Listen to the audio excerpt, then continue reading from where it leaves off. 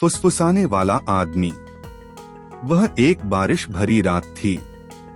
Amelia, जो एक अकेली माँ थी, अपने 8 साल के बेटे लियाम के साथ एक पुराने घर में शिफ्ट हुई थी। घर बहुत सस्ता था, शायद जरूरत से ज्यादा, लेकिन उसके पास कोई और विकल्प नहीं था। पहली ही रात लियाम ने कहा, मेरे कमरे में कोई है। अमेलिया ने उसे प्यार से समझाया, बेटा, यह सिर्फ तुम्हारा भ्रम है। लेकिन उसी रात उसने भी सुना एक धीमी डरावनी फुसफुसाहट, पास आओ, मुझे देखने दो। अमेलिया कांप गई, उसकी सांसें अटक गईं। आवाज लियाम के कमरे से आ रही थी। वह दौड़ती हुई अंदर गई, पर वहां कुछ नहीं था। बस लियाम चैन से सो रहा था। लेकिन फुसफुसाहट बंद नहीं हुई। लियाम बदलने लगा।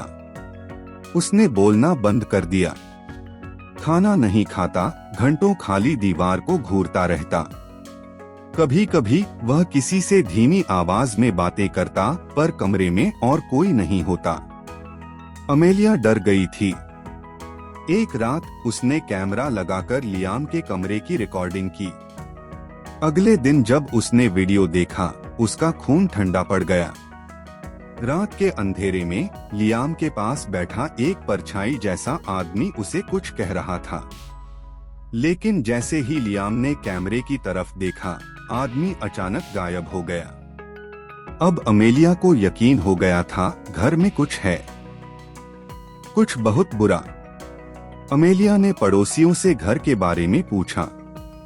एक बूढ़ी औरत ने कहा, इस घर में पहले एक आदमी रहता था। वह बहुत अकेला था, कोई उससे बात नहीं करता था। एक दिन उसने खुद को मार लिया। तब से उसकी आत्मा यहाँ भटक रही है। वह किसी को भी अपना दोस्त बना लेती है। अमेलिया ने कांपते हुए पूछा, और अगर कोई मना कर दे? बूढ़ी औरत ने गहरी सांस ली, तो वह उन्हें हमेशा के लिए ले जाता है।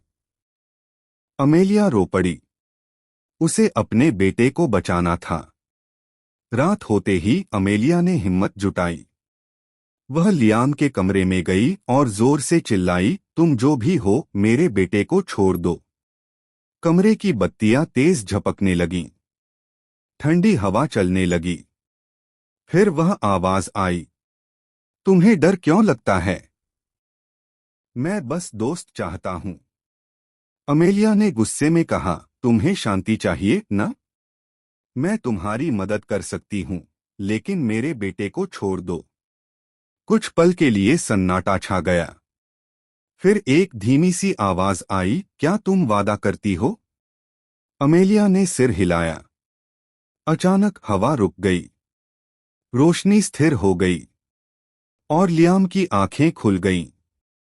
वह ठीक था। अगली सुबह अमेलिया ने एक पंडित को बुलाया और घर की शुद्धि करवाई। वह आत्मा अब चली गई थी। लियाम फिर से मुस्कुराने लगा। वह खेलने लगा, बातें करने लगा। घर में फिर से हंसी लौट आई थी। अमेलिया खिड़की से बाहर देख रही थी, जब उसे एक हल्की फुसफुसाहट सुनाई दी। धन्यवाद।